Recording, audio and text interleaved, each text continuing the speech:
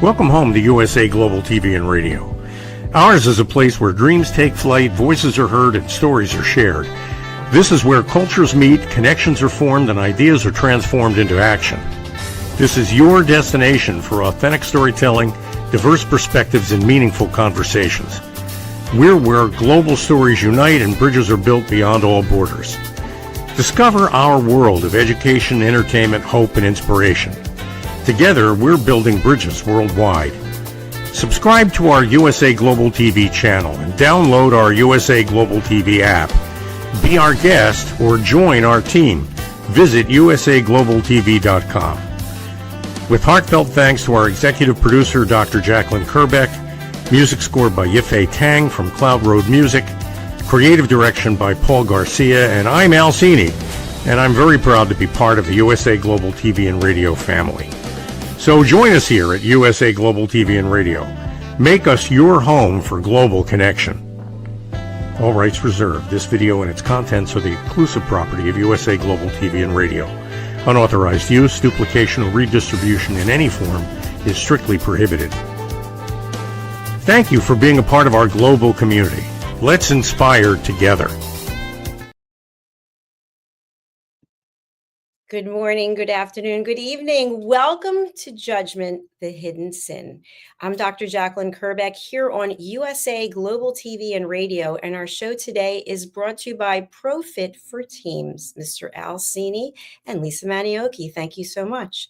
So today we are going to be talking more about judgment, and I do have a very special announcement. I'm going to share my screen. So I just published this book, Holy But Harmful, The Silent Sin of Judgment, actually yesterday, How Hidden Judgments Destroy and Damage Lives. And today I woke up to this beautiful news. And it is basically that the book is number 4 on the Amazon bestsellers. Here it is. And it's also number 3 in new releases. So I put my heart and soul into this book, and that's really the basis for this particular show. So we've got a wonderful guest today. We're going to be talking about nuggets of hope and kindness.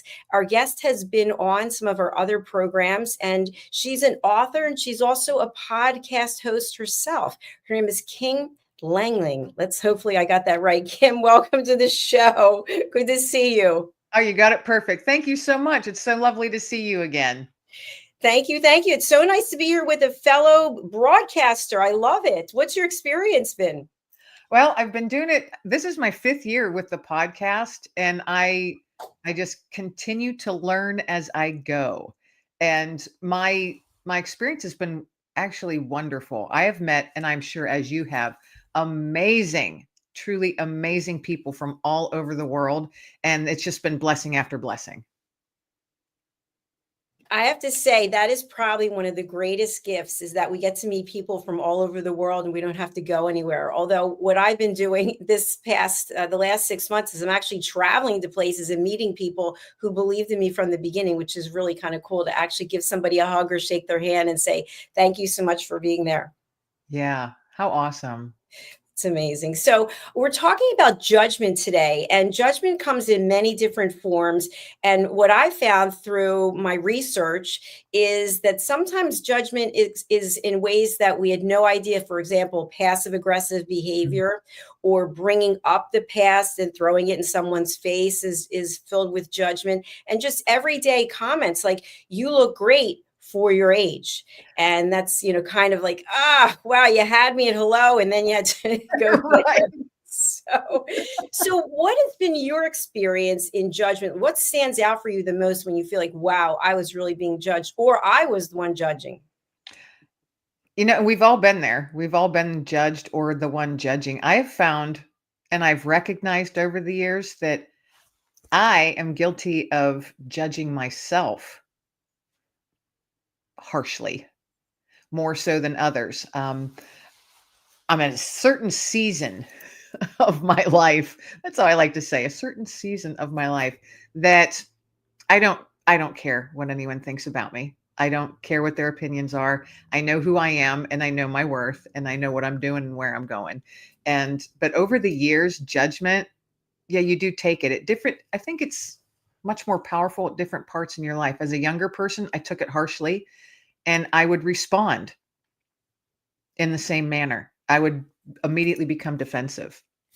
And, so many those little digs. That's why I always used to call them, oh, you're getting a little dig, getting a little poke in there, poking the bear.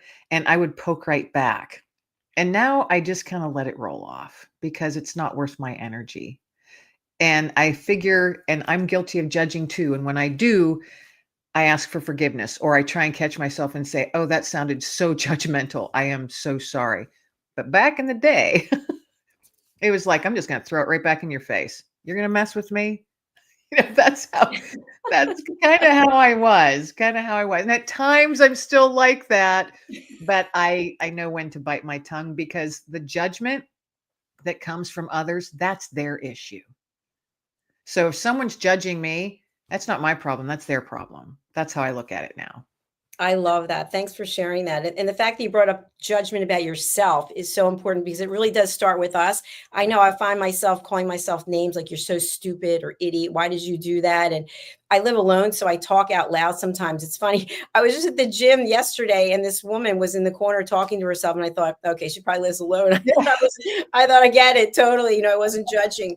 But it is hard. I know recently someone said to me, when I wish you wouldn't wear your pearls because I feel like I'm with my grandmother. And I thought, that's interesting. I wish I was with my grandmother. Actually, I wish she was still here so I could spend time with her.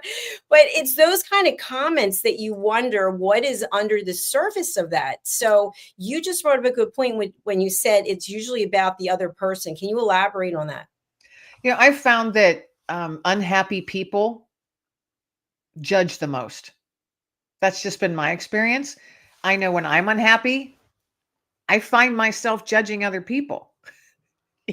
I'll be like, what are they laughing so much for? I mean, it's just ridiculous. And then I catch myself now. But I have found that, at least in my experience, if someone's going through a trial of some sort, they might be going through something tough, heavy, traumatic injury, a traumatic experience of some sort, the loss of a loved one, the loss of a spouse, divorce, loss of a job, whatever it is, grief, whatever it is someone might be going through that brings them down and can have them unhappy for a part or a season in life. Coming from that spot, it's hard to look out at the world with hope and kindness when you're in that spot. And I think that folks that are in those spots, they have a tendency to judge more just because that's what they're feeling. And it might not be personal. They might not even realize they're doing it. I know I've been in that spot where I haven't realized I've been judging, and then I'll stand back and go, oh, Kim, what are you doing? Just because you're in a crappy situation or you're having a crap day, don't look at others and bring them down, So I do bite my tongue a lot. And I'm looking at that as a kind of growth. It's I'm growing. I'm not blurting out, stuff I would have said maybe 20 or 30 years ago. Agreed. Well, you mentioned that you're in a certain season of your life, and I'm in a certain season too. I don't know if we're in the same seasons or not, but we're definitely in the same space where we're really more aware of things and less concerned about what others are thinking. I know for me, and I've shared this before, but I'm part of the Census Bureau. They've come around, and it's the first time I've ever participated here in the States. And I basically had to go through how many hours I work. And it turns out I'm usually working 91 hours a week. And I get a lot of judgment from people like, all you do is work and work out. Well, I love what I do. I mean, I'm so happy. Wouldn't you want that for me to be happy? That's what I want for you. But yet somebody will look at it and say, there's something wrong with her. Yeah. Yeah. I see. I truly believe it's that judgment comes from a place of unhappiness. Yes, I agree with you. And you've seen a lot. You've seen a lot in your life. If I recall, you're a veteran and you have a pretty amazing story. Would you like to share that with our audience? Um, okay. The part that I think relates to judgment, maybe, that really, because Okay, we'll go with that then. yeah, When I was in the military, and this is back, it's been a hot minute. It's been a hot minute. When I was in the 80s, females in the military were still not really welcomed, and it wasn't the norm. And so I was judged on a daily basis from male counterparts. And that was very obvious from day one out of basic training. And that made things a bit difficult. Now, things have changed a bit over the years, but I know I'm not the only female at that time who went through some harassment. Mine turned into more than harassment, and it turned into a traumatic event, which I'm not going to share the details today. But the judgment part in the being a female in the military at that time was pretty heavy. It was pretty heavy, and you had to have a thick skin. And every day I'd be like, "All right, Kim, suck it up. Pull up your big girl panties. You're in the military now, and you gotta let that stuff go." Today, in today's world, it would have many, many titles to it of what I went through. But back then, you just toughed it out and you did the best you could, and you became stronger for it. My experience. But there was a lot of judgment back then. My niece is now currently a captain in the Army, and she's thriving. And it has changed a lot since I was in, because I was actually worried about her when she went in. And I needn't have been, because she's ridiculously strong and independent and is in charge of many people, so to watch how the things have changed over the years, but judgment still exists, in the military, in civilian life, it still exists. I don't think that's something that's ever going to go away. But my experience, the most judgment I ever received was while I was in the military. Well, thanks for taking us back there. I know it's not always easy to look back, and that's another thing about looking back when it comes to judgment, based on my research, is that people will use something that happened in the past against us, which is also part of judgment. And for our audience, Kim has no idea what I'm going to be asking her, because I have no idea what I'm going to be asking her. I just follow where the conversation goes. There's no script. So this is all real and it's all authentic. So you mentioned that there's been a shift and that you were concerned for your niece, but she's thriving and everything is going well. Was there a time when you thought of going and sharing your concerns in a way that could have been judgmental? Ooh, Do. good question. You know what? I've probably done that. I probably have done that. That because of my experience, one experience out of the time that I was in, it was one experience that it's amazing how a few hours of something really big and traumatic happening in your life can shape how you view the world for the rest of your life. And I have to remind myself, looking back from where I'm at today, that those few hours don't define who I am, and don't take that negativity and share it and throw it out on the world because it's just dark. And I know that I did years ago, because I was at a place of anger and bitterness and hurt and feeling unworthy and feeling like they wanted me to feel like nothing. And when you come from that spot, yeah, I know that I used my experience as judgment talking to others back in the day. I've since learned and grown, and I can look back now, having educated myself and going through therapy, with a VA counselor. And I highly recommend that, folks. If you need help, please reach out to someone. Don't think you have to suck it up like I did for so many years, because it will come out eventually. But yeah, to answer your question, yes, I did use my experience to judge others. Well, how brave of you and courageous of you to share that. Thank you so much, because we all do it. And part of the reason why I started this show in alignment with the book is because I want us to be aware of when we're judging. I mean, we're human beings. This is part of nature. But if we can all become more aware of when we're doing it and maybe stop ourselves and say, wait a minute, is it kind? Is it necessary? Is it true? right? And I know you're big on hope and kindness, which we'll get to as well. Then maybe we should say it, or maybe we shouldn't say it, because what's the outcome going to be? Are we going to make someone feel uncomfortable? Are we putting a wedge between us and someone else? Are you using it, not you, a person? Is a person using it as leverage? Are they using it as a power tool? There are a lot of times in professional settings, someone who's in charge might use their authority to undermine someone else. And there can be ways of doing this that are obviously not the appropriate, not the best, but also filled with judgment. So that's what I'm hoping people will take away from the show today, because I've judged, you just said you've judged, we all do, but let's be more aware of when we're doing it, if it's possible. Well, I mean, look at the world today. All you have to do is watch the news.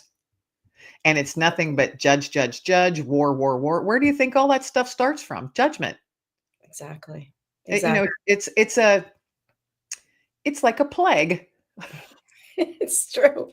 Part of why I started this journey was someone said to me that because I had stopped going to church, that God didn't know me or love me. And I thought to myself, that's very interesting. Does it state that in the Bible? So I started doing a lot of research, and I started meeting with clergy people. I'm also a peace ambassador. So I started asking other peace ambassadors. I was Maslow's hierarchy of needs, all these things, and putting them together. And so the reason I bring it up is because someone can make a statement about you or to you that is completely based on their own upbringing or their own thoughts.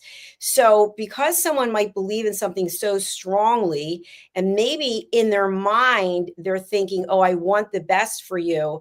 But what they're doing is they're putting their set of values onto you, and you're supposed to go, okay, that's great. Now I realize that I'm not loved. So I guess I'll go figure out how to get loved, That's scary, because there's a lot of very vulnerable people that would take that judgment on and accept it as true.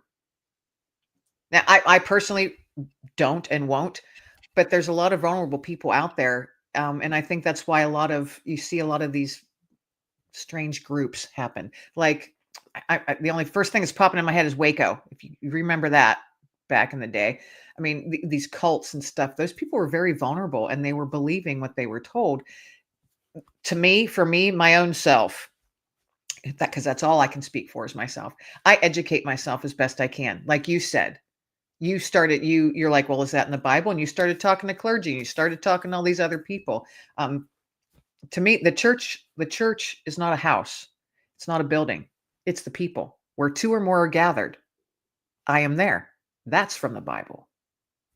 So the church are the people. That's the church. That's how I was taught. That's what I've learned by reading the Bible and stuff like that. But educate yourself. That's what I've done for myself. And I'm so glad that you brought that up, that you said, I went and did this, and I did this, and I did this. Because I never want to accept something, and I don't think I ever have accepted something blindly, or I've never blindly followed. I'm not a sheeple. That's what I say. I'm just not going to be a sheeple, part of the sheeple. So yeah, I educate myself just like you did. And I think that's awesome that you shared that. So thank you. So I'm not the only one out here. Thank you. I appreciate you saying that, because to me, I am very curious, and I like to hear what other people's perspectives are. Somebody told me when I was younger, I would be great on the debate team. I don't like to debate. I like to hear other perspectives. I'm really interested in how other people live and how they make their decisions. And so when that person said that to me, I took that on as okay. And then I decided to write a book about it, because I thought, well, I want people to understand that judgment is everywhere. And we do have the ability to say, you know what, let me take a step back and see if that's true. So something else I wanted to bring up, where I've made a number of mistakes, is when someone gives me a referral to work with this company and work with this person, and I accept it on blind faith because I trust the person. But what I've learned is, even though I trust the person and I respect and appreciate them, that doesn't mean that they've done the research to determine if this was a good opportunity. And I'll give a case in point for those who don't know, but I had hired a company to help me get a book signing. I was working with them for other things, but to get a book signing in London. and I paid the money for the books, and I paid them for the social media. I paid them everything that had to be paid. And I went over to London, and I happened to be down the street from the bookstore. And I thought, let me go in there and see if they're ready for me on Saturday. And they knew nothing about me. And the whole thing was a scam. Oh my. And I've lost my money, and they don't return demand letters, lawyers.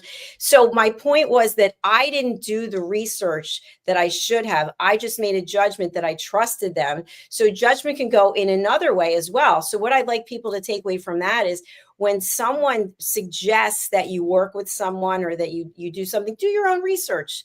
Take a few minutes, do some research for yourself so that you can say, because ultimately we're responsible for our decisions, right?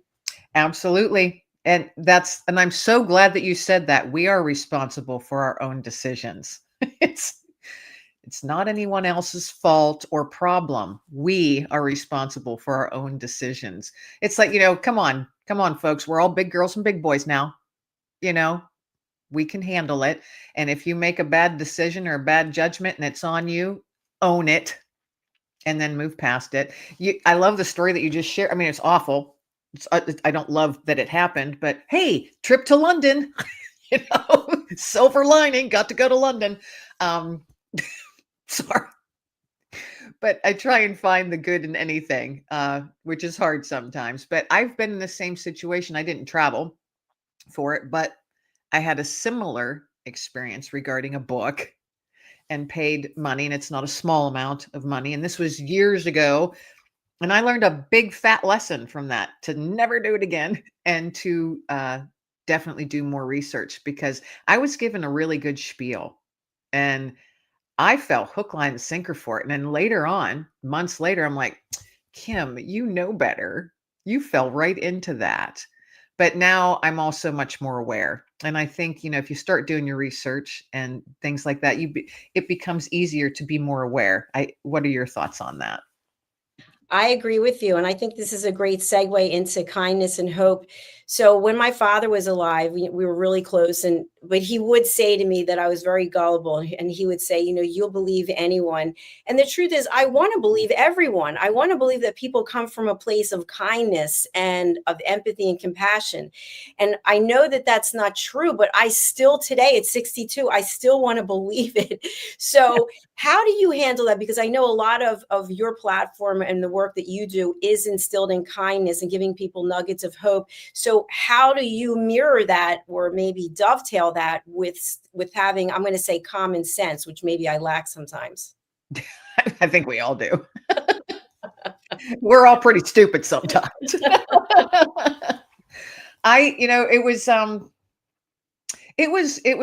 It was right at the beginning of COVID. So this is, 5-6 years, however long. Isn't it weird how we think of before COVID and after COVID time frame?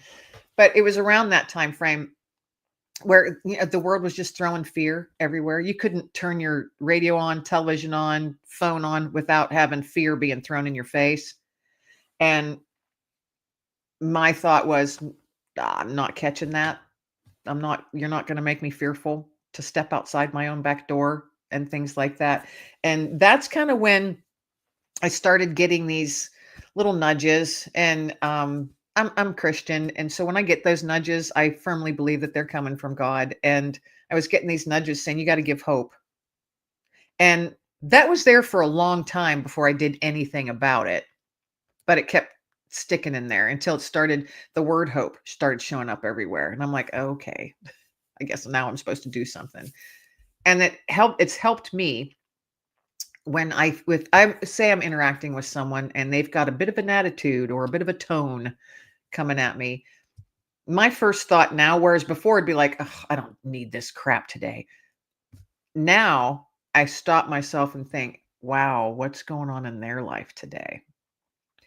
And I try very hard not to judge, but it's getting easier the more I practice that. And if I run into people that I just get a feeling from, I'm very empathetic.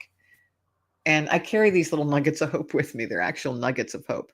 And I carry them with me. So I might get a feeling from someone, or someone's just, their demeanor, how they're carrying themselves, maybe, all tense, and you're like, ooh, they're having a tough one. Ooh, I can feel that because I've been there. I know what that feeling is. And I approach them and ask them if I could give them a nugget of hope. without fail, everyone has accepted it over the last 2.5 years. They've all accepted the nugget of hope. And these are strangers. I don't know them, and I don't ask for their names. I don't ask their stories. I just get a really strong feeling they need a nugget of hope. And my doing that, mine providing a little act of kindness, whether it's complimenting a stranger, saying, oh my gosh, that hat is amazing, and do it sincerely, that has helped me tremendously. The more I do it, the more I want to do it, the less I judge. Kindness, being kind, can change your whole way of viewing the world. Is there really hard, dark stuff going on in the world every single day? Yes. And there always has been. And there more than likely always will be. I'm going to quote Mr. Rogers here for those folks that ever watched Mr. Rogers. When times of trouble, look for the helpers. I want to be a helper. I don't want to be part of the trouble. There's enough trouble out there. I want to be a helper.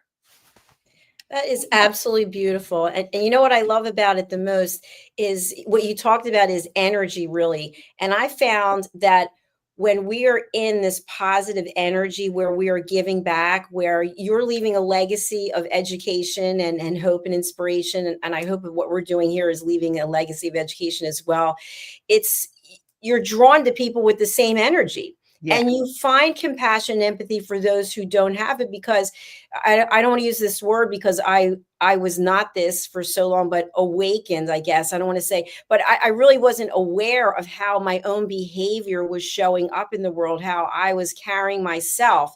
And so I work on that all the time. And of course, I have issues and troubles like anyone else, but I look at all the gifts. Every day that we wake up is a gift, because there are people like my mom's not here anymore. My dad's not here. I wish they were here. They're not here anymore, but I get to be here. So to me, why can't we be kind and give grace to others who are going through something really tough? Exactly. Because everyone, if you haven't been through something tough yet, you will. That's right. We're not promised an easy life or an easy ride. And we would never learn anything if it all did come easy. Very true. And I'm not trying to downplay anybody going through some really tough stuff. Not trying to downplay that at all. But I do like how you said you try and find the goodness around you, and there's always something to be grateful for. There is always something to be grateful for. I mean, I've been in some pretty dark spots, but you might witness a beautiful sunrise and just say thank you. That might be your nugget of hope for the day. The way a dewdrop is sparkling on a leaf. That might be your nugget of hope today. A smile from a stranger, someone holding the door for you, someone just saying hi instead of looking down at their phone and looking down at the ground and walking as quickly as they can past you. Keep your head up, your chin up, shoulders back, and smile at that stranger walking by you, because that smile for that person might change their day. You have no idea what they're going through. So giving grace like that, tossing out those little nuggets of hope, being kind. Maybe you can't change the whole world. And I say this all the time.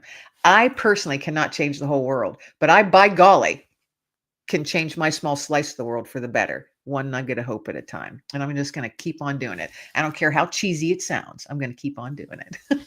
I've never heard anything like it. I think it's incredible. I love the fact that you're actually handing out something that has hope, and then a person can carry that with them and tell the story to someone else. It's so strong in so many ways. So I just honor you for that. I gave one of these to someone, and I gave it to them because I knew them, and I normally don't give them to people I know. Because I just didn't, but I felt so strongly that day.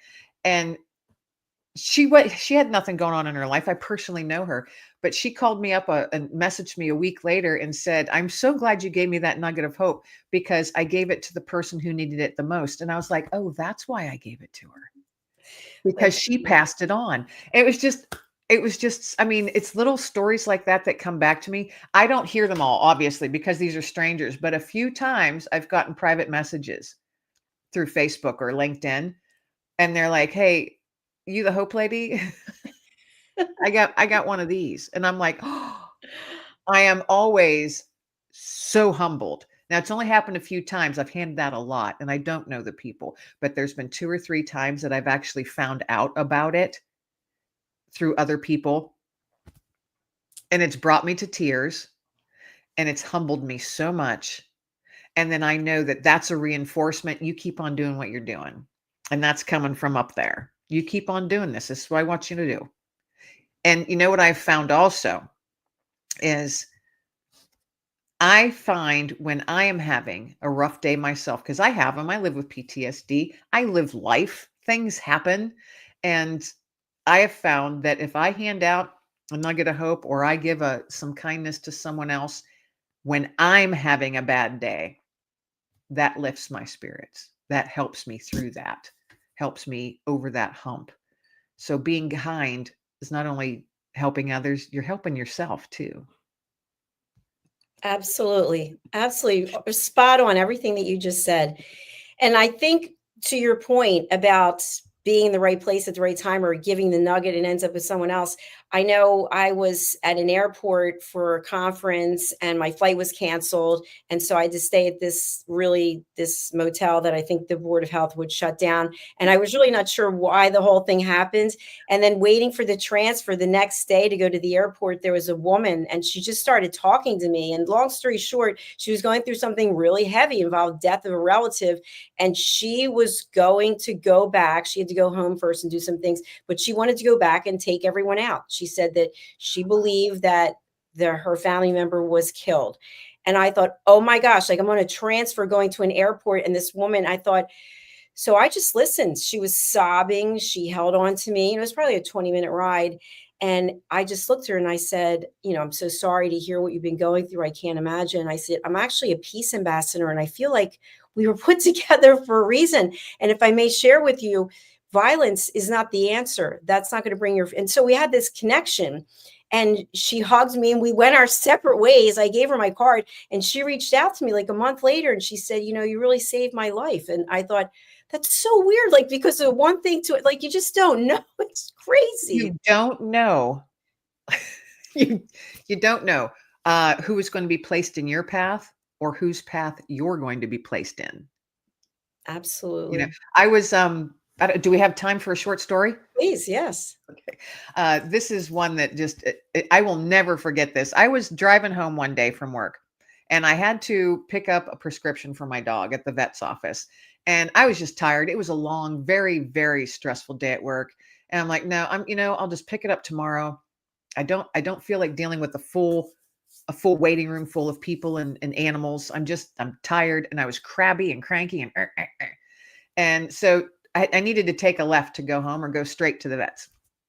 So I'm driving and in my head, I'm like, I can't wait to get home. This day has just been, and then I realized I went straight. I never turned. I went straight and there I was in front of the vet's office. There was no parking spots. And I'm like, it just frustrated me more. So I squeezed my little car. I had a little car at the time, squeezed it in there and I made myself a spot on their lawn. I'm like, so I go walking in there, of course, full waiting room, animals making noises, barking, whining. They're scared to be there. All kinds of people. There's no place to sit. And the line at the window to pick up stuff was long. So I just tucked myself in a corner and stood there. I'm a people watcher. So I started watching people and watched a puppy sniffing around and pee on the floor. And I kind of chuckled by that. I'm like, good. Somebody else has to clean that up. It's just my mindset. But then an older lady came in. And she, at that moment when she came in, the window opened up and she just walked right to it. And I let her. I'm like, I'm not going to rush across this room. I let her go. And she was elderly. And all I heard her say was, I would like to pay now, please. So she did. And I was curious. And then she walked back out. And then she came back in with a carrier with a cat in it. And just as she came back in, a chair opened up. So she sat down, set the carrier down on the floor. And I finally was able to get up to the window and I heard, because she was right behind me, I heard from behind me, she says, I have to put him down today because he has cancer. And I just set my stuff down. I'm like, doesn't matter how long I'm going to be here. I turned around, I set my stuff down on the floor beside her and I looked up at her and she was holding her cat and she was crying. Heavy tears. And I looked at her and I said, would you mind if I pray with you right now? And I've never done this in public. This was a full waiting room. No one had said anything to her when she said that. No one saw her. And so I got on my knees and held her hand, and I put my hand on her cat's head. And I just did a very simple prayer saying, Father God, be with this woman today as she says goodbye to her fur baby. And I am sure that he has been a huge blessing in her life for the amount of time that he's been here. Please give her the grace and peace in the days and months to come after she says goodbye. Amen. And then I got up, and she's just sobbing. I'm trying not to cry. Got up, got my stuff, and just left. Driving home crying because I had just put my dog down a couple months before. So I knew what she was feeling. And I thought, okay, was I supposed to do that, God? Was I supposed to? And the firm answer was yes, yes, yes. I shared the story on Facebook, not for accolades or a pat on the back, but to remind people to see people in their hurt. Acknowledge that. If you can't do anything, at least let them know they're seen. And a couple hours later, I got a private message from a young lady saying, are you the lady who was in the vet's office and prayed for an older woman? And I said, yes. And she goes, that was my mom.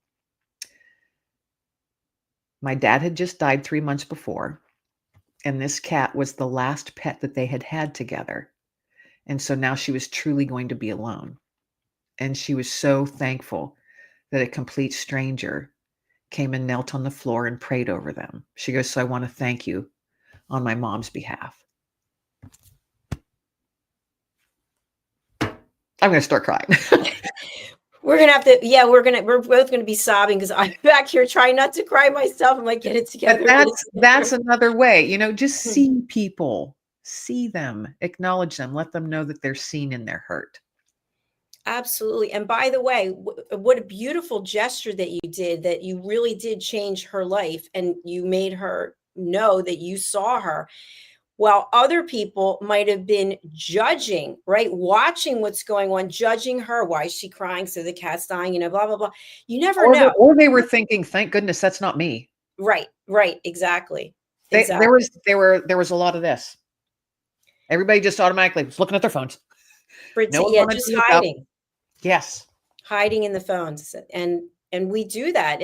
How many times do you see people at restaurants? You're like, there's 4 people and they all have phones. They're not even talking to each other. They're thinking, wow, I don't know. I'm not judging. I'm just thinking, I wonder what's going on there that no one wants to talk to one another. But what you did was, what an incredible story. Thank you for sharing that, because that really is inspiring. And if you were able to be cloned by the hundreds and thousands and go out into the world, imagine what it would be like. But you know what? Each time we toss a nugget out into that big old pond, it's causing ripples. That's right. It is. So just be a pebble tosser, people. Toss those pebbles. Kim, I want you to be able to share your work as an author, because we are coming to the end, but I want you to be able to talk about your work. I am an author. Thank you. Thank you very much. My most recent is Nuggets of Hope, and it shares a lot of the experiences of me personally handing out these nuggets of hope over about a 2-year span. But then it also shares tips and common sense, to me anyway, in there of, how to be kind and why you should be kind and what kindness actually means. It's a little book. It's just a little thin book, 5x8. You can tuck it in your purse or in your car and read it while you're waiting for the kids to get done with dance class, but I put a lot into that. And I'm kind of proud of that one. And the newest one that's coming out, it's an ebook right now. I don't have plans for it to be a paperback at this point, but it may be. But it's an ebook, and it's called 15 Ways Pets Teach Us Kindness. I'm a dog lover. I love all animals. I talk to them all. I live in the country, talk to all the animals, and I have realized that pets, they are nothing but love, and we can learn so much as humans. We could learn so much if we just paid closer attention to the animals and how they treat each other and look out for each other. And, my dogs have been companions. They've been my rock. Their fur has caught so many tears over the years. And so I wrote this book, 15 Ways Pets Can Teach Us Kindness, and it will be live and available on November 5th. You can pre-order it now, but, it's just, a short one. And at the end of each little chapter, my dog Dexter shares his wisdom on how to be kind, because, it's talking about how pets teach us kindness. he's sharing some of his wisdom with us. So that's what I've been working on lately. That's fantastic. Let's take a look over on Amazon and see where people can order. I'm going to bring it up now. Okay. So 15 ways pets teach us kindness. More nuggets of hope. There it is. Right And nuggets there. of hope cultivate kindness. That's beautiful. Yeah. So go and pre-order. I've been asked if it's going to be paperback. It probably will eventually, but right at this point, I just feel that it needs to be just something that's very easily, readily accessible. People can have it on their phone real quick. It's a short thing, maybe sometime it'll be turned into a paperback. I'll expound upon it. But I'm waiting for Dexter to tell me what to do because he's a big part of this book. He's a big part that wrote this book. I had to type it for him because he doesn't have thumbs, but he's a pretty smart dog. I absolutely love that. And you're so right about animals. I know, and we're putting up your link for Amazon as well. So we will be sharing your website. But when it comes to animals, I know there's a dog. I live in an apartment building. There's a dog on this floor that I think that just moved in, and it barks a lot. And yesterday it was barking, barking. And then all of a sudden I heard like crying, and I thought, the poor thing, like it's suffering over there. It's barking for a reason, maybe because it's unhappy or it's sick, and I guess its owner isn't there. And I thought, we're so quick to judge about things, but the barking, it's a signal of something. The dog is communicating something. And so it's the same thing with people. If we take the time to stop and truly listen, just having someone be able to share whatever it is, that might totally change their life. You don't know. That's right. I mean, it can even save someone's life. Yes. Yes. Because I've had a Absolutely. few stories of those come back to me as well, saying, well, I did this, and that person let me know that they were literally contemplating taking their own life. And I'm like, oh my gosh, thank goodness you were being a nugget of hope. Yeah. We never know where our kindness, how far it can reach. And there's literally no reason to not be kind. That's the way I look at it. There is no reason that anyone could ever give me to not be kind. Now, yeah, are there evil people out there? And do you want to be kind to them? No, but their judgment day will come. It's not up to us. Their judgment day will come. I firmly believe that. Thank you so much, Kim. Beautiful words. Let's take a look at your website and see what is on here. So here we are. And for anybody who is listening on a podcast platform, the website is Kim's name with author after it. So it's KIMLENGLING author, AUTHOR.com. Kim, where should we go here? You can just scroll, and it's I made it kind of easy that way. You just scroll and it'll show, like, there's my 15 ways pets teach us kindness, your pre-order link right there. And if you keep going down, it just shows my other books and some of the testimonies and reviews that people have shared with me, which is just blessing after blessing when folks take the time to send you a message to say what your book did for them. And the same, I'm sure you've had it too. It's amazing, isn't it? It's an amazing feeling. It is. And by the way, for those of you who are not authors out there, maybe even for some new authors, it is very difficult to get reviews. Yes. Because people, first of all, on Amazon, they have all kinds of requirements, but you have to spend so much money. I think it's $50 in a year. But I know myself that I've left reviews for people that don't even show up. And I never get an email that Amazon even received it. So get the book and leave a review. It's important, please. And you can do it on Amazon, or most books are on Goodreads. Mm-hmm. Those two places are good places to leave reviews. But there's Dexter. That's my dog, Dexter. Hi, Dexter. Where's Dexter? My office manager. I kind of remember, does Dexter have two different color eyes? Yes, one blue and one dark brown. That's right. So where's Dexter now? He's downstairs sleeping on the couch. Oh, okay. He's not going to join us today then. He's taking a break. He used to lay in the chair behind me. There's a chair, you can't see it, but there's a chair. He used to curl up there. And whenever I get online like this and talk out loud, he snorts, sighs, and leaves. Like, I'm trying to take a quiet minute here. So he's watching the downstairs for me right now. So he's doing a very good job of that. Oh, good. Glad to hear it. Kim, it's been an absolute pleasure. What would you like to leave our audience with today? What I said earlier, it doesn't cost you a dime to be kind, and there's no reason for you not to be kind. So change your small slice of the world for the better. We can all do that. Can you imagine? Can you imagine if everyone did that in their small slice of the world, how different the world would be?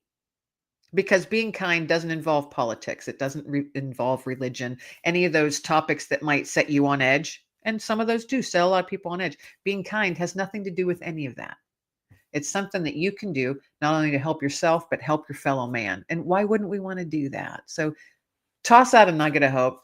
And also another reminder is you are amazing and you're here for a reason. So go out in the world and do amazing things. I love that. What's the best way for people to get in touch with you?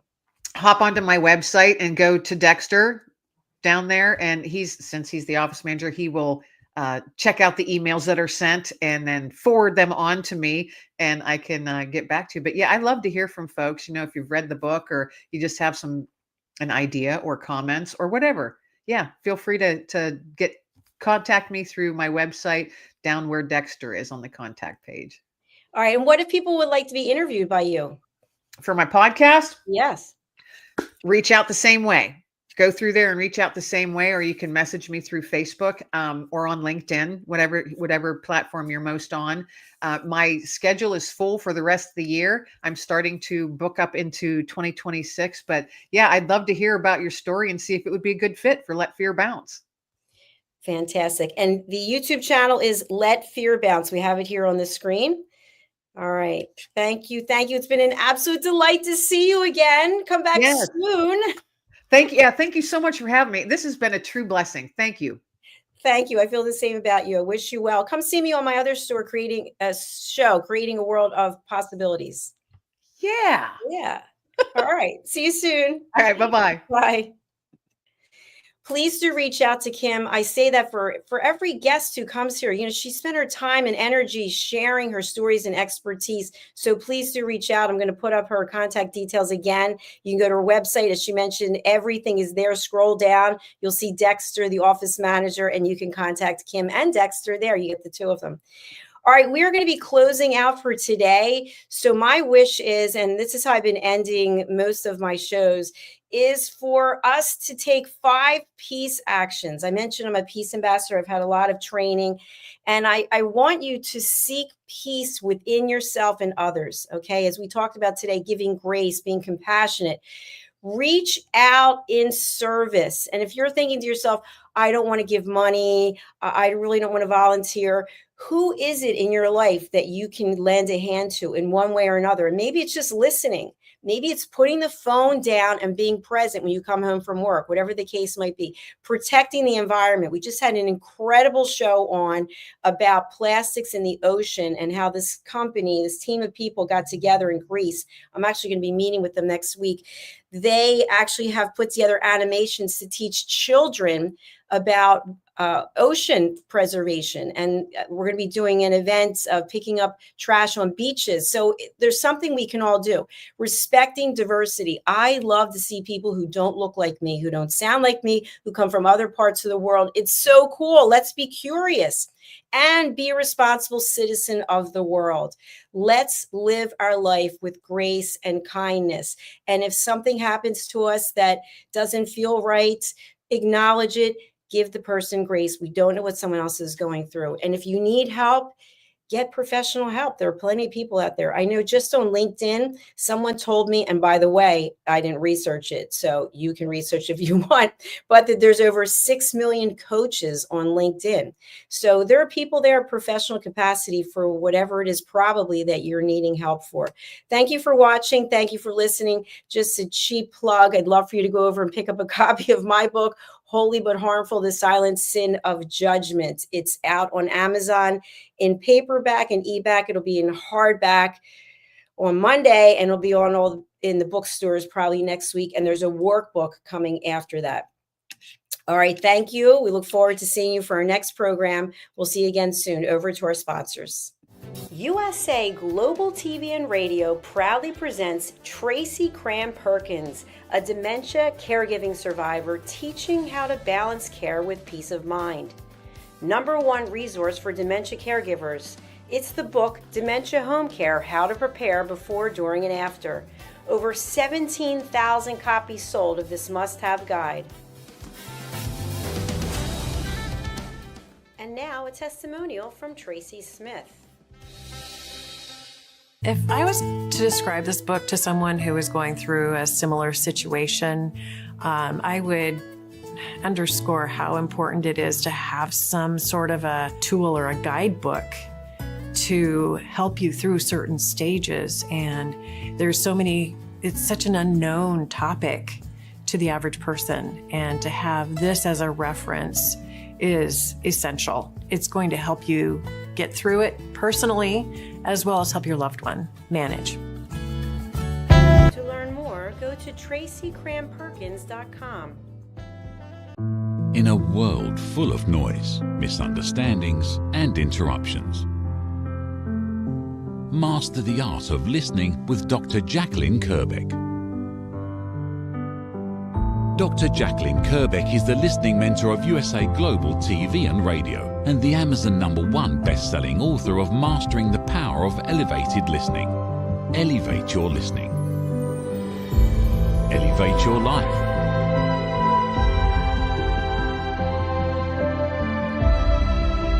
Join a global learning experience in person or via Zoom. Reserve your spot today. usaglobaltv.com/book-your-session or drjacalyn.thinkific.com. Join Dr. KERBECK's listening courses or hire her to unlock deeper connections and authentic conversations. Thank you, viewers and listeners of USA Global TV and Radio, for joining us today. We're honored to have your time and attention as part of our global community.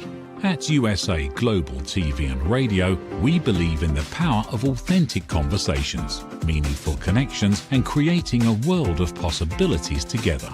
Want to be part of something bigger? Join our team of elevated listeners at usaglobaltv.com, a space where your voice matters and your ability to listen transforms relationships. Stay connected with us across all our platforms for thought-provoking discussions, expert insights, and empowering stories. Subscribe to our channels at youtube.com/c/USA Global TV. Follow us on social media and explore the endless opportunities we're creating for growth, learning, and inspiration. Together, we're not just broadcasting, we're building bridges and changing lives one conversation at a time. For inquiries, contact us at info@usaglobaltv.com. Music by Johnny Dies. Produced by Executive Producer and Director Dr. Jacalyn KERBECK. Voiceover by Mike Porter. Creative Direction by Paul Garcia. All rights reserved. Copyright 2025. Visit usaglobaltv.com to view our full terms and conditions.